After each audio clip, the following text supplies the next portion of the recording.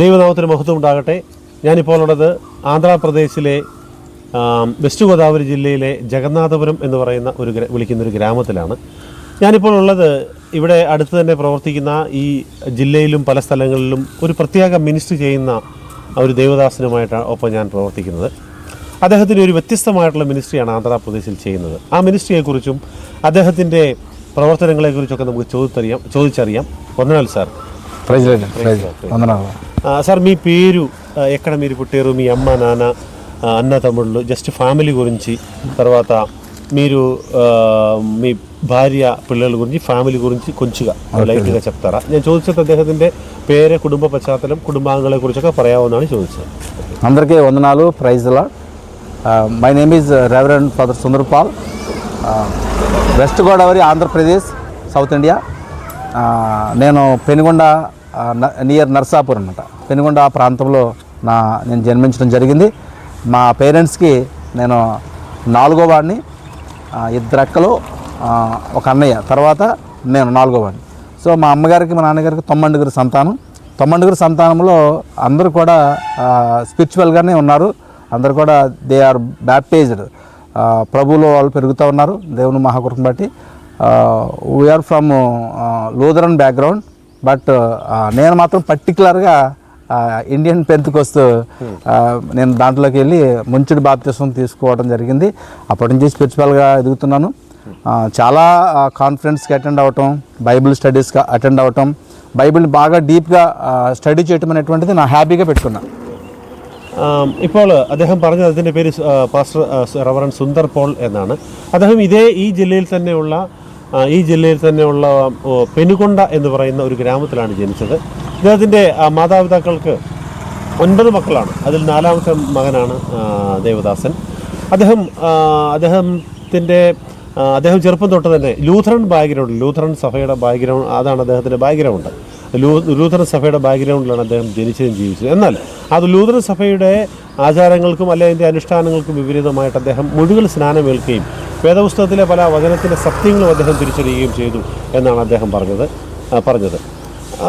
Pastor గారు, మీరు ప్రభు సేవలోకి రావడానికి కారణం ఏమిటి? అంటే എന്ന് പറഞ്ഞാൽ సువిశేష వేలకి వేണ്ടി సమర్పించబడువాനുള്ള కారణం എന്താണെന്നാണ് ഞാൻ ఇద్దరితో ചോദിച്ചത്. వాస్తవానికి నా పరిచర్య విషయంలో నేను ఏదో ప్రైవేట్గా చిన్న జాబ్ చేసుకునేవాడిని. ఇక దాంట్లోనే సెటిల్ అవుదామని ఆలోచన. 2-3 సార్లు నాకు విజన్ వచ్చింది, దర్శనం వచ్చింది. ఆ దర్శనాన్ని నేను నెగ్లెక్ట్ చేస్తాను.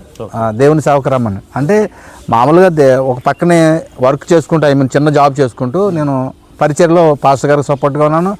కొంతమంది దేవుడిని ఎరగినటువంటి అన్యజనులకి సువార్త ప్రకటించడానికి కాపుల ఏరియాలో ఒక 10 మందిని కూర్చోబెట్టి ఒక చిన్న చర్చ్ కూడా నేను రన్ చేయడం జరిగింది. అదే పరిస్థితుల్లో నాకు అంతకుముందు నుంచి కూడా అపెండిసైటిస్ అని 24 hours పెయిన్ ఉండేది లోపల. అది నేను డాక్టర్ని కన్సల్ట్ అయినప్పుడు మెడిసిన్ వాడమని చెప్పారు. మెడిసిన్ వాడమని చెప్పిన తర్వాత పర్ డే వచ్చేసి 75 రూపీస్ ఈచ్ ట్యాబ్లెట్. ఆ ట్యాబ్లెట్ వేసుకుంటే నాకు హ్యాపీగా ఉండేది. ఆ ట్యాబ్లెట్ ఒకవేళ వేసుకోకపోతే పెయిన్ వచ్చేసింది అనమాట. ఈ ట్యాబ్లెట్స్ ఒక 6 months వాడమన్నారు. వాడిన తర్వాత ఒకవేళ ఇది క్లియర్ అవ్వకపోతే ఆపరేషన్ పడుతుందని చెప్పేసి అన్నారు. ఆపరేషన్ ఇది తగ్గకపోతే ఆపరేషన్ పడుతుందని చెప్పారు. ఒకవేళ ఆపరేషన్ చేసుకోవడానికి అయితే నాకు అదో రకమైనటువంటి ఫీలింగ్ వచ్చేటువంటిది. నేను దేవునిలో ఎదుగుతున్నాను, ప్రార్థన చేసుకున్నాను. ఆపరేషన్ లేకుండా దేవుని సహాయం చేయాలని చెప్పేసి నేను ఎక్కువసేపు ప్రార్థన చేసుకున్నాను. അദ്ദേഹം ചെറിയ പ്രായത്തിൽ തന്നെ സുവിശേഷ പ്രവർത്തനങ്ങളെക്കുറിച്ചുള്ള വലിയ ദർശനം ദൈവത്തിന് അദ്ദേഹം കൊടുത്തപ്പോൾ തന്നെ അദ്ദേഹത്തിൻ്റെ ഗ്രാമത്തിന് അടുത്തായിട്ട് തന്നെ ഒരു ചെറിയ ആലയം ഉണ്ടാക്കിയിട്ട് അവിടെ പ്രാർത്ഥിക്കുകയും ആരാധനകളും പ്രാർത്ഥനകളൊക്കെ സംഘടിപ്പിക്കുകയും ചെയ്തു. പക്ഷേ ഇതിനിടയ്ക്ക് ഒരു കാര്യം സംഭവിച്ചു. അതൊരു ചെറിയ ജോലികൾ ചെയ്തുകൊണ്ടാണ്, പൂർണ്ണമായിട്ടുള്ളൊരു സുവിശേഷ പ്രവർത്തനമല്ലായിരുന്നു. അപ്പോൾ അതിന് സംഭവിച്ച അദ്ദേഹത്തിന് അപ്പൻഡിക്സ് എന്ന് പറയുന്ന ഒരു അസുഖം ഉണ്ടായി. അത് ഒരു ദിവസം 75 രൂപയുടെ ഗുളികകൾ കഴിച്ചെങ്കിൽ മാത്രമേ അദ്ദേഹത്തിൻ്റെ ഈ വേദനയെ സംബന്ധിച്ചിട്ടൊന്ന് ഉറങ്ങാനെങ്കിലും കഴിഞ്ഞിരുന്നുള്ളൂ. അപ്പോൾ ഡോക്ടർ പറഞ്ഞത് ഇങ്ങനെ ഈ ടാബ്ലറ്റ് കഴിച്ച് നിങ്ങളുടെ അസുഖം കുറഞ്ഞില്ല എന്നുണ്ടെങ്കിൽ തീർച്ചയായിട്ടും നിങ്ങൾക്ക് സർജറി ചെയ്യേണ്ടി വരും എന്ന് പറയുന്നു. എന്നാൽ അദ്ദേഹം പ്രാർത്ഥിച്ചു, കർത്താവേ, ഞാൻ അങ്ങയുടെ വേലയ്ക്ക് വേണ്ടി തീരുമാനിച്ചിരിക്കുന്ന ഒരാളാണ്. ഇങ്ങനെ ഓപ്പറേഷൻ ചെയ്യാൻ എൻ്റെ ശരീരത്തിൽ കത്തിവെക്കുവാനുള്ള ഒരു అవసరం അങ്ങനെ సంభవించരുത് എന്ന് അദ്ദേഹం కృత్యమాയിട്ട് దేవుడితో ప్రార్థించు. ఆ తర్వాత ఏమి జరిగింది సార్? അതിനുശേഷം എന്താണ് సంభవించింది? తర్వాత వచ్చేసి నాకు దేవుని దగ్గర క్లియర్ అయిపోయింది. Without operation clear. I'm so happy. ఇక సరే, అప్పుడు దేవుని పిలుపు ఉంది, దర్శనం ఉంది. నా సేవ నేను నిన్ను ఏర్పాటు చేసుకున్నాను, నువ్వు నా సేవకుడు అనేటువంటి వాక్యం నాకు ఒక లైటింగ్ లాగా కనబడతా ఉంది విజన్లో. సరే ప్రార్థన చేస్తున్నాను, సేవలో ఉన్నానుగా అని చెప్పేసి అనుకున్నాను. కానీ దేవుడైతే దేవుని సంకల్పంలో ఆయన పూర్తిగా సేవలోకి వచ్చేయాలని ఆయన సంకల్పం. నేనేమనుకున్నాను, ఓ పక్కన సేవ చేస్తున్నాను, పక్కన నా ఫుడ్ కోసం, లేకపోతే నా జీవనోపాధి కోసం ఏదో వర్క్ చేసుకుంటున్నాను కదా, పని చేసుకుంటున్నాను కదా, జాబ్ చేసుకున్నాను, చిన్న జాబ్ చేసుకున్నాను, వెళ్ళిపోదాం అనుకున్నాను. ఒకరోజు ఏం జరిగిందంటే, నేను పెనుగొండ మా ఇంటి దగ్గర ఉన్నాను. ఎవరో పాస్టర్ గారు మేబీ 7:30 అలాగ అవుతుంది, వెళ్ళిపోతుంటే మా ఇంటి దగ్గర చేతక బండి ఆగిపోయింది. బండి ఆగిపోతే నేను అక్కడే ఉన్నాను హెల్ప్ చేయడానికి. అప్పుడు ఏంటంటే, బాబు నేను పాస్టర్ గారిని, నేను నైట్ ఎక్కడికి వెళ్ళాలి, బండి ప్రాబ్లం వచ్చిందని అంటే, అప్పుడు నేను అన్నాను, మా చర్చిలో ఈరోజు ఉండొచ్చుగా, ఇక్కడ బండి మార్నింగ్ రిపేర్ చేపిస్తాను, ఈరోజు మీరు ఉండి మా చర్చిలో ప్రార్థన పెడతాము, మీరు ప్రేయర్ చేసుకుని చక్కగా మార్నింగ్ వెళ్ళొచ్చుగా అని చెప్పేసి ఆయన అంటే, అంతగానే హ్యాపీ ఏముందని చెప్పేసి ఆయన మా దగ్గర ఉన్నారు. సో అప్పటి వరకు నేను చర్చిలో లీడింగ్ చేశాను, వాక్యం ఆయనకి ఇచ్చాను, ఆయనకి ఫుడ్, తర్వాత బెడ్ అన్నీ അറേഞ്ച് చేశాను. కానీ నాకు മళ్ళీ പെയിൻ സ്റ്റാർട്ട് ആയി. ഓക്കെ, ഒരു ദിവസം അദ്ദേഹം ഇങ്ങനെ ജോലിയൊക്കെ ചെയ്തുകൊണ്ട് മുമ്പോട്ട് പോയിരുന്ന സമയത്ത് അദ്ദേഹത്തിൻ്റെ വീടിൻ്റെ മുന്നിലായിട്ടൊരു ദേവദാസൻ്റെ ബൈക്ക് കേടായി. ആ ബൈക്ക് കേടായപ്പോൾ അദ്ദേഹം പറഞ്ഞൊരു കാര്യം ചെയ്യും, പാസ്റ്ററെ ഒരു കാരണവശാലും ഇവിടെ നിന്ന് രാത്രിയിൽ പോകണ്ട, രാത്രിയായില്ലേ. അപ്പോൾ എനിക്ക് മീറ്റിംഗ് ഉണ്ടെന്ന് ആ പാസ്റ്റർ പറഞ്ഞെങ്കിലും എൻ്റെ ചർച്ചിൽ ഇന്ന് സന്ധ്യയ്ക്ക് ഇവിടെ വിശ്രമിക്കുക എന്ന് പറഞ്ഞ് മീറ്റിംഗ് ഒക്കെ കഴിഞ്ഞതിന് ശേഷമായിട്ട് അദ്ദേഹത്തിന് ഫുഡൊക്കെ കൊടുത്തതിന് ശേഷമായിട്ട് വീണ്ടും ആ വയറ്റിലുള്ള വേദന, അപ്പൻഡിക്സിൻ്റെ വേദന ആരംഭിച്ചു. తర్వాత నేను ఇంటికి వెళ్ళిపోయి పడుకున్నాను. అది సమ్మర్ టైం. అయితే నేను బయట వరండాలో ఫ్లోర్ మీద పడుకున్నా, మ్యాట్ వేసుకుని ఫ్లోర్ మీద పడుకున్నా. పేరెంట్స్ అందరూ కూడా లోపల పడుకున్నారు, నిద్రపోయారు. నేను ప్రేయర్ జరిగిన తర్వాత పాస్టర్ గారికి మీరు ఫుడ్ పెట్టేసి అక్కడ మంచం అరేంజ్ చేసి ఆయనకి చూసుకోండి అని చెప్పేసి నేను రావడం జరిగింది. ఆయనేమో పాస్టర్ గారు బ్రదర్ అని అడుగుతున్నారంట. నాకేమో పెయిన్ వచ్చేసి నేను అలాగే ఆయన అక్కడ పడుకున్నారు. నాకు ఇంకా పెయిన్ బేబచ్చం ఎక్కువైపోతే నాకు ఈ పెయిన్ ఎక్కువ అవుతుంది. నాకు ఒక గోడ మీద ఇర్మియా గ్రంథం 2:17 వచ్చును, నీ దేవుడిని యెహోవా నిన్ను తన మార్గం నడిపిస్తుండగా నీవు ఆయనని విసర్జించడం వలన నీకు నీవే ఈ బాధను కలుగజేసుకుంటేవి కదా. ഇരമ്യാ പ്രവചനം ഇരമ്യാ 2:17. അപ്പോൾ ഈ ഇരമ്യ അങ്ങനെ ഇദ്ദേഹം കടന്നതിന് ശേഷമായിട്ട് അതിന് വലിയ വയറ്റിൽ വേദന ഉണ്ടായി. ആ പാസ്റ്റർ ചോദിക്കുന്നുണ്ട്, എവിടെയാണ് ബ്രദർ എന്ത് ചെയ്യുന്നത് ചോദിക്കുന്നുണ്ട്. പക്ഷേ ഇദ്ദേഹം വയറ്റിലുള്ള ഭയങ്കരമായിട്ട് വേദന കൊണ്ട് ബുദ്ധിമുട്ടുമ്പോൾ ഒരു മതിലിൽ ഇങ്ങനെ എഴുതിയ പോലെ ഇരമ്യ 2:17, അതായത് നിന്റെ ദൈവമായിരിക്കുന്ന യഹോവയെ നീ മറന്ന് ഉപേക്ഷിച്ച് കളഞ്ഞുകൊണ്ടാണ് വേദനകൾ എന്നൊക്കെ അർത്ഥം വരുന്ന ఆ ఇర్మియా 2:17 അദ്ദേഹത്തിന്റെ హృదయത്തിലേക്ക് వന്നു എന്നാണ് അദ്ദേഹം പറയുന്നത്. తర్వాత ఏం జరిగింది, పిన్నీട് ఏం జరిగింది? అలాగే నేను అంటే నిన్ను తన మార్గం నడిపిస్తున్నా, నీవు ఆయనను విసర్జించడం వల్ల നിന്നെ അവന്റെ മാർഗത്തിൽ നടത്തുമ്പോൾ തന്നെ നീ എന്തുകൊണ്ടാണ് അവനെ ഉപേക്ഷിച്ചിരിക്കുന്നത് എന്നുള്ള ആ വാക്യമാണ് പെട്ടെന്ന് അദ്ദേഹത്തിന്റെ ഒരു మదిల్ ఎഴുതിയിരിക്കുന്ന പോലെ തോന്നുവാൻ ఇడయాయి తీరును. తర్వాత నాకు ఆ వాక్యాన్ని బట్టి విసర్జించలేదు కదా ప్రభుని, అంటే సేవ చేయడానికి దేవుడు పిలిచాడు కదా, సేవను విసర్జించను, పూర్తిగా సేవకు వచ్చేయమైనటువంటిది ఆయన ఉద్దేశమై ఉంది. నేనేమనుకుంటే ఓ పక్కన సేవలో సహకరిస్తున్నాను, నా పని లేదు, అప్పుడు నీవు నా సేవకుడు, నేను నిన్ను ఏర్పాటు చేసుకున్నాను. അപ്പോൾ ഇദ്ദേഹം വിചാരിച്ചൊരു കാര്യം, അങ്ങനെ ദൈവത്തെ ഉപേക്ഷിച്ച് കളയുന്ന മറന്നു കളയുന്നൊരു സാഹചര്യം ഇല്ലല്ലോ, ദൈവത്തിന് വേല ചെയ്യുന്നുണ്ട്. പക്ഷെ അതാ ഞാൻ പറഞ്ഞു, എൻ്റെ വേലയ്ക്ക് വേണ്ടി ഞാൻ നിന്നെ വിളിച്ചിരിക്കുന്നു, ആ വേലയെ പൂർണ്ണമായിട്ട് നീ ചെയ്യണം എന്നുള്ള ഒരു వాక్కుകളാണ്, അല്ലെങ്കിൽ അങ്ങനെയുള്ളൊരു సంసారం, ഒരു శబ్దമാണ് അദ്ദേഹത്തിന് కేൾకోవడం കഴിഞ്ഞത്. ఈ శబ్దం వచ్చిన తర్వాత, ఈ ఇన్సిడెంట్ జరిగిన తర్వాత ఏం జరిగింది? మీరేమైనా నిర్ణయం తీసుకున్నారా? അതിനുശേഷമായിട്ട് എന്തെങ്കിലും ప్రత్యేకമായിട്ടുള്ള తీర్మానం എടുത്തോ എന്നാണ് ഞാൻ ചോദിച്ചത്. తీర్మానం అంటే నేను ఇంక దాంట్లో ఉండిపోయాను. ఒక పక్కన పెయిన్, ఒక పక్కన విజన్, రెండు ఎట్ అ టైం జరుగుతున్నాయి. నాకేం అర్థం కాలేదు ఫస్ట్. అప్పుడు నేను అలా చూస్తూ ఉన్నాను. అప్పుడు నేను ఇలా, ప్రభా నేను ఈ పెయిన్ ఎక్కువైపోతుంది, ఈ పెయిన్ నుంచి నన్ను తప్పిస్తే నిజంగా నువ్వు సేవకుడు అని చెప్పారు, నిజంగా నీ సేవ చేసుకుని సంతోషంగా నీ సేవలో ఉంటాను ప్రభా అని ఒక చిన్న తీర్మానం తీసుకున్నాను. അപ്പോൾ അങ്ങനെ ഒരു സൈഡിൽ ഭയങ്കരമായിട്ടുള്ള വേദന ഉണ്ടാകുന്നു, ഒരു സൈഡിൽ ദൈവത്തിൻ്റെ ദർശനം കാണുന്നു. ഈ രണ്ട് കാര്യങ്ങൾ ഒരുപോലെ സംഭവിക്കുന്നു, വേദന കുറയുന്നില്ല. അപ്പോൾ അദ്ദേഹം പെട്ടെന്ന് തന്നെ മനസ്സിൽ തീരുമാനമെടുത്ത്, കർത്താവേ നീ എൻ്റെ ഈ വേദനകളെ పూర్ണ്ണമായിട്ടും మాటియాൽ ഞാൻ തീർച്ചയായിട്ടും నిండే వేళ పూర్ణ సమయం చేయదోళావున్నొരു తీర్మానం ఎడుకోనడైతుంది. అట్లాగా పూర్తిగా దేవుని యొక్క సేవ చేద్దామని మీరు నిర్ణయం తీసుకున్న తర్వాత మీ లైఫ్లో ఎట్లా చేంజ్ అయింది? తర్వాత పూర్తి సమయంలో సేవ చేయడం మొదలుపెట్టారా? ഞാൻ ചോദിച്ച ചോദ്യം, അങ്ങനെ ഒരു തീരുമാനം എടുത്തതിന് ശേഷമായിട്ട് ജീവിതത്തിൽ ഒരു అద్భుతం సంభవించో, పూర్ണ്ണമായിട്ടും పిన్నീട് సువిశేష ప్రవర్తనలు ചെയ്യുവാൻ തുടങ്ങിയോ എന്നാണ് ഞാൻ ചോദിച്ചത്. చెప్పండి. యాక్చువల్గా ఇక నేను ఇంకా అన్నీ వదిలేసుకున్నాను. ఆ రోజు పాస్టర్ గారు వచ్చారు, ప్రేయర్ చేశారు, అంతా క్లియర్ అయిపోయింది. నేను సేవ కోసం డిసైడ్ అయిపోయిన తర్వాత కొంతకాలం నడుస్తూ ఉంది. ఓసీల మధ్య పరిచర్య చేస్తాను, కాపుల మధ్య. ఓకే, పరిచర్య చేస్తూ ఉన్నాను, అన్ని జనుల మధ్య పరిచర్య చేస్తున్నాను. పరిచర్య చేస్తూ ఉంటుంటే ఆ పరిచర్య చేస్తూ నేను ఏ పనికి వెళ్ళట్లా. ఇంట్లో మన వాళ్ళు పెద్దోళ్ళు ఉంటారు కదా, ఎలాగుంటే ఎలాగా ఉండాలి కదా, అమౌంట్ దేవుడు అంటే ఎట్లా అని చెప్పేసి అని అన్నారు. చాలా నేను వేదన పడ్డాను. అప్పుడు యెహోవా ఈరే, దట్ ఈస్ మై బిలీఫ్ అనేటువంటి ఆలోచన అలా ఉండిపోయాను అన్నమాట. അതിൻ്റെ ഇടയ്ക്ക് പൂർണ്ണമായിട്ടും ദൈവത്തിൻ്റെ വേല ചെയ്യുവാൻ വേണ്ടി മറ്റുള്ള ജനങ്ങളുടെ ഇടയിൽ പ്രവർത്തനം ആരംഭിച്ചു. അങ്ങനെ പ്രവർത്തനം ആരംഭിച്ചു കഴിഞ്ഞപ്പോൾ വീട്ടിൽ നിന്നൊക്കെ ഒരു ചോദ്യം ഉണ്ടായി, എന്തുകൊണ്ടാണ് നീ പൂർണ്ണമായിട്ടുള്ള സുവിശേഷ പ്രവർത്തനത്തിൽ ഇറങ്ങുമ്പോൾ എന്താണ് കഴിക്കുന്നത്, സാമ്പത്തികമായിട്ടുള്ള പ്രശ്നങ്ങൾ ഉണ്ടാവുമല്ലോ. അങ്ങനെയൊക്കെ ചിന്തിച്ചെങ്കിലും ദൈവം പല കാര്യങ്ങളൂടെ മുൻപോട്ട് നടത്തിക്കൊണ്ടിരുന്നു. അങ്ങനെ പൂർണ്ണസമയ സുവിശേഷ വേലയിൽ അദ്ദേഹം മുൻപോട്ട് పోవాలని ఆరంభించు అన్న అనుభవ సాక్ష్యం പറയുന്നത്. తర్వాత ఎక్కడెక్కడ మీరు సేవ స్టార్ట్ చేసి ఆ తర్వాత నేను ఆ సేవ ఎక్కడెక్కడ ఇప్పుడు కొనసాగుతుందని చెప్పండి. ఎവിടെയൊക്കെയാണ് ప్రవర్తనలు ఆరంభించదు, ఆ ప్రవర్తనలు ఎങ്ങനെയാണ് തുടരുന്നതാണ് ഞാൻ ചോദിച്ചത്. బైబిల్ ట్రైనింగ్ చెప్పాలా? చెప్పండి. యాక్చువల్గా 99లో నేను గాస్పల్ ఫర్ ఏసీ అని హైదరాబాద్ ట్రైనింగ్కి వెళ్ళడం జరిగింది. అక్కడ ట్రైనింగ్ చేసుకుంటూ ఈసీఎల్లో నాగారం ఆ ఏరియాలో, సైనిక్పూర్, కందిగోడ, కమలానగర్ ఆ ఏరియాలో పరిచయం చేసుకుంటూ ట్రైనింగ్ ముగించుకున్నా. ట్రైనింగ్ అయిపోయిన తర్వాత మరలా అక్కడ విజయనగరం జిల్లాలో పంపించారు. అక్కడ కొంతకాలం మేబీ బిలో 1 year చేసిన తర్వాత మరలా నేను ఇక్కడ శరభాపురం అనే గ్రామం నియర్ భీమడోలు అక్కడికి వచ్చి మందిరం కట్టాము. అక్కడ దేవుని వల్ల 100 above మందికి బాప్తిస్మం ఇవ్వడం జరిగింది. അദ്ദേഹം അതിനുശേഷമായിട്ട് നമ്മുടെ ഗോസ്പൽ ഫോറേഷൻ ഡോക്ടർ KP യോഹന്നാൻ സാറിൻ്റെ ഒരു ബൈബിൾ കോളേജിൽ ഹൈദരാബാദിൽ ട്രെയിനിങ് ലഭിക്കുകയും അതിനുശേഷമായിട്ട് തെലങ്കാനയിൽ തന്നെ ഒരു സ്ഥലത്ത് അദ്ദേഹം സുവിശേഷ പ്രവർത്തനം സ്ഥാപിക്കുകയും പിന്നെ ഈ വെസ്റ്റ് ഗോദാവരി ജില്ലയിൽ തന്നെ സർവാപുരം എന്ന് പറയുന്ന ഗ്രാമത്തിൽ വന്നിട്ട് അവിടെ ഒരു സഭ സ്ഥാപിച്ചു. ഏതാണ്ട് 100ഓളം പേരെ അദ്ദേഹം స్నానപ്പെടുത്തി. അതിനു ചുറ്റും 2-3 గ్రామంలో വലിയ ప్రవర్తనలు അദ്ദേഹం നടത്തിക്കൊണ്ടിരിക്കുന്നതാണ് പറഞ്ഞത്. సార్ ఇప్పుడు మీ స్పెషాలిటీ నేను మిమ్మల్ని చూస్తే మిమ్మల్ని మాకు బాగా ఎలా తెలుసు అంటే మీరు ఒక డిఫరెంట్ మినిస్ట్రీ చేస్తున్నారు. ఆ మినిస్ట్రీ ఏమిటంటే మ్యాజిక్ చేస్తుండు చిన్న పిల్లల మధ్య చాలా చర్చెస్లోనే పిల్లల్ని చాలా ఆకర్షించి ఒక మినిస్ట్రీ చేస్తున్నారు. ఆ మినిస్ట్రీ గురించి ఎట్లా ఉందని చెప్పగలరా? అనండి. ഞാൻ ചോദിച്ചത് ഇദ്ദേഹത്തിൻ്റെ ഒരു വ്യത്യസ്തമായ മിനിസ്ട്രി എന്ന് പറയുന്നത് സാധാരണ ഒരു പാസ്റ്റർമാരെ പോലല്ല.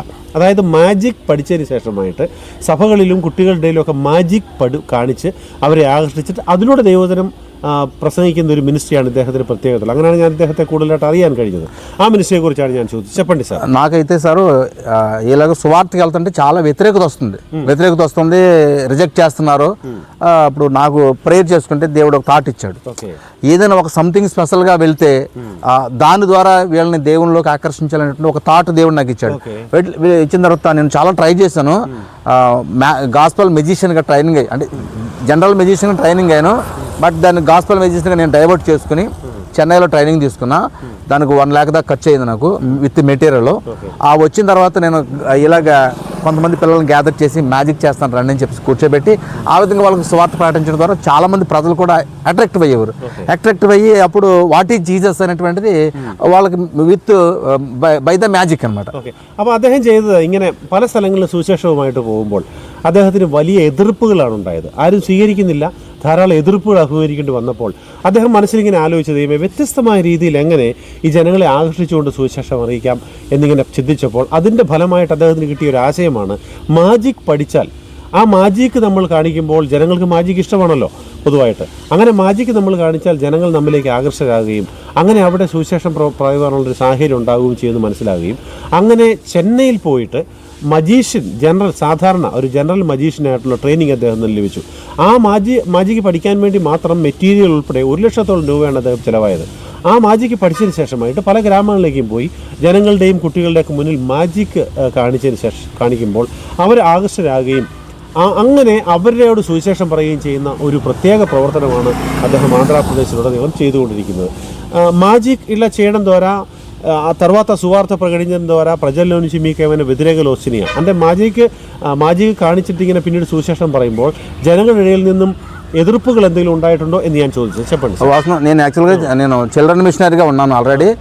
సండే స్కూల్ పిల్లలకి VBS కండక్ట్ చేయడం కానీ కొంతమంది అన్రీచ్ అంటే గాస్పల్లో ఎక్కడైతే రీచ్ అవ్వలేదు నేను అక్కడికి వెళ్ళి ఓరి బాబు ఇక్కడ మ్యాజిక్ షో జరుగుతుంది అని అందరిని గ్యాదర్ చేసి బిస్కెట్స్ చాక్లెట్స్ అన్ని తీసుకొచ్చి వాళ్ళందరినీ ఏదో కార్యక్రమం చేయండి. అంటే మనం డైరెక్ట్గా సువార్త ప్రకటించకుండా మ్యాజిక్ షో చేసి అప్పుడు దేవుడు గొప్ప మెజిషియన్ జీసస్ క్రైస్ట్, ఆయన గొప్ప మ్యాజిక్ చేయగలడు అని చెప్పేసి ఆ విధంగా నేను వాళ్ళని ఆకర్షించడం జరిగింది. ഇപ്പോൾ അദ്ദേഹം പറഞ്ഞൊരു പോയിന്റ്, പ്രധാനപ്പെട്ട ഒരു കാര്യം, ജനങ്ങൾക്ക് ഇഷ്ടമുള്ള കുട്ടികൾക്കൊക്കെ ഇഷ്ടമുള്ള ഒന്നാണ് മാജിക് എന്ന് പറയുന്നത്.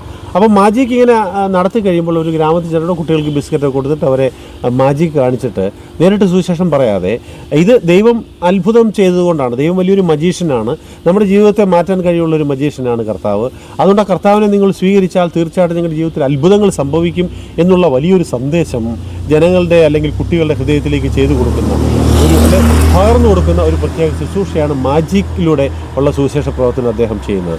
రాబోయే రోజుల్లో ఈ magic ministry, gospel magic ministry ఎట్లాగా స్ప్రెడ్ అవ్వాలని మీరు కోరుకున్నారు?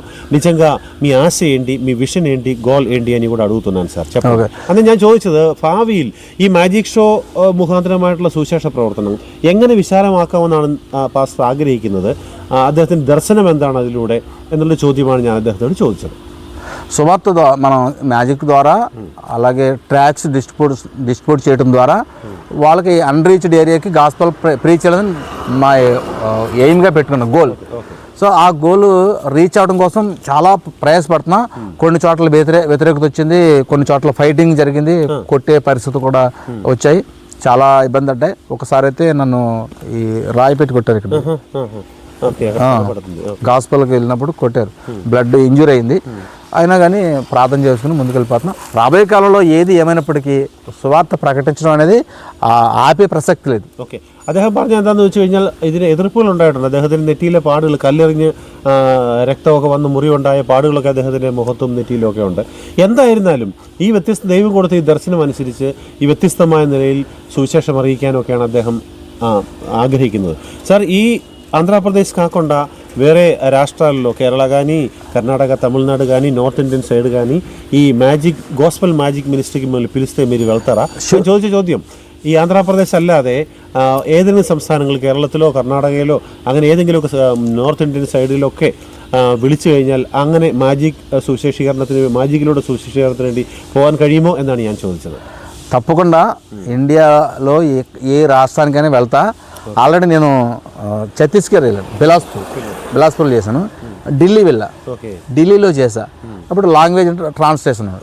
సో ప్రస్తుతానికి 2 రాష్ట్రాలు వెళ్ళాను. మిగతా కేరళ వెళ్ళాం, కానీ కేరళలో తక్కువగా మన బిలీవర్స్ వచ్చే దాంట్లో కొన్ని ఐటమ్స్ చేయడం జరిగింది.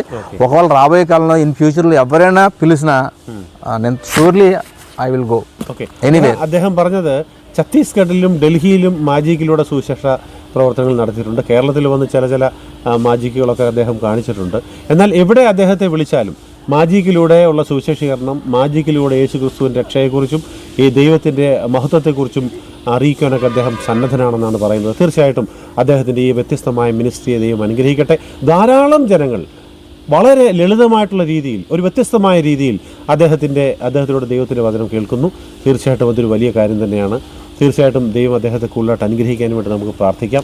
അതുകൊണ്ട് ఈ మనిషిని വേണ്ടി నిങ്ങളുടെ വലിയ ప్రార్థనയെ ഞങ്ങൾ ചോദിക്കുന്നു. తీర్చయాటం అదల్లే ఇప్పుడు പറഞ്ഞ మాజిక్ అవి ఇప్పుడు నేను అడిగాను కదా, మాజిక్ కానీ అలాంటి కొన్ని సపరేట్గా మీకు కొన్ని ఎబిలిటీస్ దేవుడు ఇచ్చారు. అవి కాకుండా ఇంకా మీరు ఈ ఫీల్డ్లో సువార్తకి సంబంధించిన ఏదైనా ప్రత్యేకమైన టాలెంట్స్ దేవుడు మీకు ఇచ్చాడా, దాని గురించి చెప్పగలరా? ഞാൻ ചോദിച്ച ചോദ്യം, ഈ ഇങ്ങനെ മാജിക്ക് മാത്രമല്ലാതെ സുവിശേഷ പ്രവർത്തനങ്ങളുടെ വ്യാപ്തിക്ക് വേണ്ടി ദൈവം അദ്ദേഹത്തിന് എന്തെങ്കിലും പ്രത്യേക ടാലൻറ്റുകൾ അദ്ദേഹം കൊടുത്തിട്ടുണ്ടോ, അത് പിന്തുടരുന്നുണ്ടോ എന്നാണ് ഞാൻ ചോദിച്ചത്. మ్యాజిక్ షో, అలాగే పప్పెట్ షో ఆల్సో. తర్వాత వచ్చేసి నేను 2-3 చోట్ల മാജിക് ഷോ മാത്രമല്ലാതെ పప్పెట్ షో కూడా അദ്ദേഹം ചെയ്തിട്ടുണ്ട് കേട്ടോ. తర్వాత వచ్చేసి బెగ్గర్స్ మధ్యన 3 or 4 ప్లేసెస్లో ప్రీచ్ ద గాస్పల్. അതുകൂടാതെ അദ്ദേഹം ചെയ്യുന്ന മറ്റൊരു വ്യത്യസ്തമായിട്ടുള്ള മിനിസ്ട്രി, ഭിക്ഷക്കാരുടെ ഇടയിൽ സുവിശേഷം അറിയിക്കുന്നുണ്ട്. ഒരു 4-5 സ്ഥലത്ത് ഭിക്ഷക്കാരെ കൂട്ടിയിരുത്തിയതിന് ശേഷമായിട്ട് മിക്കവാറും എല്ലാ ആഴ്ചകളിലും അവരെ കൂട്ടിയിരുത്തിയിട്ട് അവരോട് സുവിശേഷം അറിയിക്കുകയും యేసుവിനെ కురించి పങ്കുవెക്കുകയും ചെയ്തൊരു మినిస్ట్రీ അദ്ദേഹത്തിനുണ്ട്. సువార్త ప్రకటించడంతో పాటు వాళ్ళకి ఫుడ్ కానీ ఏదైనా మంచి డ్రెస్సెస్, మనకి ఎవరన్నా వేరే వాళ్ళ దగ్గర కలెక్ట్ చేసి మంచి మంచి బట్టలు వాళ్ళకి డిస్ట్రిబ్యూట్ చేసి క్రిస్మస్ మా పాప I have 2 children, 1 son 1 daughter. నా కూతురు అయితే డాడీ మనం చర్చిలో అందరితోటి కేక్ కట్ చేయడం కాదు, మనం బెగ్గర్స్ మధ్య సేవ చేయాలి, వాళ్ళకి మన కేకులు పెట్టాలి, వాళ్ళకి బట్టలు వాళ్ళ డాడీ అని చెప్పంటే నేను నా కూతురు చెప్పిన మాటకి ఇన్స్పైర్ అయితే ఏలూరులో అది సిఆర్ కాలేజ్ బ్యాక్ సైడ్ కాలా కొట్టినంటారు ఒక నియర్ 70 members. ఒక మనం ప్రార్థన పెడితే టకటగా వచ్చి గ్యాదర్ అయిపోతే ఆరాధన 70 మందితో ఆరాధన చేసాము వితౌట్ మైక్, కేక్ కటింగ్. తర్వాత దేవుడు గొప్ప కార్యం చేశాడు. ఎవరో మానవతా సంస్థ వాళ్ళు వచ్చి ఒక వ్యాన్ నిండా సెకండ్స్ క్లాత్లు డ్రెస్సెస్ పట్టుకొచ్చారు. సార్ మీ if you interested with your permission ఈ బట్టలు వాళ్ళకి డిస్ట్రిబ్యూట్ చేస్తాం പാസ്റ്റർ గారు, మీ ബൈ യുവർ ഹാൻഡ്സ് എന്ന് చెప్పి അന്നപ്പോൾ I am so happy feel. അപ്പോൾ ഇദ്ദേഹം പറഞ്ഞൊരു കാര്യം, എല്ലൂരിനടുത്തുള്ള കനാലിൻ്റെ സൈഡിൽ താമസിക്കുന്ന ഞങ്ങൾ ഈ കാര്യങ്ങളെക്കുറിച്ചൊക്കെ ധാരാളം പറഞ്ഞിട്ടുണ്ടല്ലോ. അദ്ദേഹം പറയുന്നു ധാരാളം ജനങ്ങൾ ഈ കനാലിൻ്റെ സൈഡിലും കുളങ്ങളുടെ തീരങ്ങളിലും ഒക്കെ ഇങ്ങനെ വീടുകളില്ലാതെ ആശ്രയമില്ലാതെ കഴിയുന്നവരാണ്. അങ്ങനെ ഒരു ഏലൂരിൽ ഒരു സ്ഥലത്ത് ഒരു പ്രാർത്ഥന അദ്ദേഹം നടത്തി. അദ്ദേഹത്തിൻ്റെ മകളാണ് ഇതിനുള്ളൊരു വലിയൊരു ദർശനം അല്ലെങ്കിൽ ഒരു ഐഡിയ അദ്ദേഹത്തിന് പറഞ്ഞത്. മകൾ പറഞ്ഞു 2 കുട്ടികളാണ് അദ്ദേഹത്തിനുള്ള, ഒരാണും ഒരു പെണ്ണും. മകൾ പറഞ്ഞു ഡാഡി നമ്മളിങ്ങനെ ഈ ചർച്ചിനകത്ത് ക്രിസ്മസ് ആഘോഷിക്കുന്ന നല്ല കാര്യം, പാവപ്പെട്ട ധാരാളം ജനങ്ങൾ തെരുവിലും അതുപോലെ തന്നെ പല സ്ഥലങ്ങളിലും ആശ്രയമില്ലാതെ അവർ ജീവിക്കുന്നുണ്ട്. അതുകൊണ്ട് അവർക്ക് നമ്മൾ പോയി സഹായം ചെയ്യണമെന്ന് പറഞ്ഞപ്പോൾ ആ ക്രിസ്മസ് സമയങ്ങളിൽ കേക്ക് കൊടുത്തതിന് ശേഷമായിട്ട് അവർക്ക് ഭക്ഷണവും കൊടുത്തപ്പോൾ ഏതോ ഒരു സംഘടനക്കാർ വന്നിട്ട് ഒരു വാൻ നിറയെ കൊണ്ടുവന്നിട്ട് വസ്ത്രങ്ങൾ അവർക്ക് കൊടുത്തു. എന്നിട്ട് കൊണ്ടുവന്നിട്ട് പറഞ്ഞു പാസ്റ്റർ കൈ കൊണ്ട് തന്നെ ഇത് കൊടുത്തളാൻ പറഞ്ഞു. അതൊരു വലിയൊരു അനുഭവമാണ്. അപ്പോൾ അങ്ങനെ അവർക്കും കൂടെ അങ്ങനെയുള്ളവരെ സഹായിക്കാനും അങ്ങനെയുള്ളവരുടെ ഇടയിൽ പ്രവർത്തിക്കാൻ കഴിയുന്നതും വലിയൊരു അനുഭവമാണ്. ജീവിതത്തിൽ ഒരിക്കലും മറക്കാൻ കഴിയാത്തൊരു അനുഭവമാണ് പ്രവർത്തകരുടെ ഇടയിൽ പ്രവർത്തിക്കുക എന്നുള്ളത്. ആ അനുഭവങ്ങൾ ഒരിക്കലും മറക്കാൻ കഴിയില്ല. കാരണം അദ്ദേഹം പറയുന്നത് ഏറ്റവും കൂടുതൽ മാധുര്യമുള്ളത് പാവപ്പെട്ട ജനങ്ങളുടെ ഇടയിലേക്ക് ഇറങ്ങി ചെല്ലുമ്പോഴും ప్రవర్తిക്കുമ്പോഴുമാണ്. అതാണ് యేసు ഏറ്റവും കൂടുതൽ ఇష్టపడుతుందని അദ്ദേഹం പറയുന്നത്. ఓకే పాస్టర్ గారు, చాలా సంతోషం మీతో మాట్లాడడం. ఇంకా మీ అనుభవాలు రాబోయే రోజుల్లో కూడా మాకు పంచాలి అని మేము కోరుచున్నాము. Thank you. మమ్మల్ని కలవడానికి మీరు చాలా దూరం నుంచి వచ్చారు. మీ మినిస్ట్రీ కొరకు వ్యూవర్స్ అందరూ ప్రార్థన చేస్తున్నారు. അദ്ദേഹത്തിന് നന്ദിയാണ് പറയുന്നത്. അദ്ദേഹത്തിൻ്റെ മിനിസ്ട്രിയെ സംബന്ധിച്ച ഒരു കലണ്ടറാണിത്. അദ്ദേഹത്തിൻ്റെ മിനിസ്ട്രിക്ക് വേണ്ടി പ്രിൻ്റ് ചെയ്തിരിക്കുന്ന ഒരു കലണ്ടറാണ്. കണ്ടോ, ഇത് ന്യൂ ഇയർ കലണ്ടറാണ്. വലിയൊരു കലണ്ടർ തന്നെയാണ്. దీంట్లో 25 years കംപ്ലീറ്റഡ് സിൽവർ ജൂബിലി. 25 വർഷങ്ങൾ അദ്ദേഹത്തിൻ്റെ മിനിസ്ട്രി കംപ്ലീറ്റ് ചെയ്തിട്ടുണ്ട്. അതാണ് ഇതിനകത്ത് കാണിച്ചിരിക്കുന്നത് കേട്ടോ. അപ്പോൾ അദ്ദേഹത്തിന് വേണ്ടി പ്രാർത്ഥിക്കണം തീർച്ചയായിട്ടും. చాలా thank you sir. Thank you. Praise the Lord.